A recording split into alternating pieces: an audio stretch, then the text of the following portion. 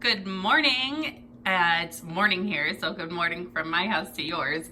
I am making this quick little video. Please disregard my dirty sink. I have a sink problem, so we couldn't do dishes after dinner last night.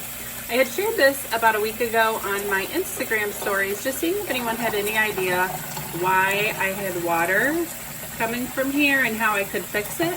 I kind of put it off after some things had happened. Didn't really think much about it. I gotta keep this on.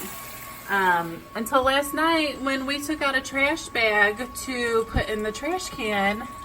My son, of course, is shaking it around while we're eating dinner, and water came off of it. So we discovered this leak. It's coming down the hoses, you can see there, as well as it's coming down from the main faucet spout. And then I've actually got some coming, if you can see up there in that hole, there's water coming down from there as well. I looked a couple things up last night. It looks like it could be an O-ring. I'm going to try taking it apart this weekend and seeing what I can replace. But for now, I'm using Tupperware. So stay tuned and see how I fix it.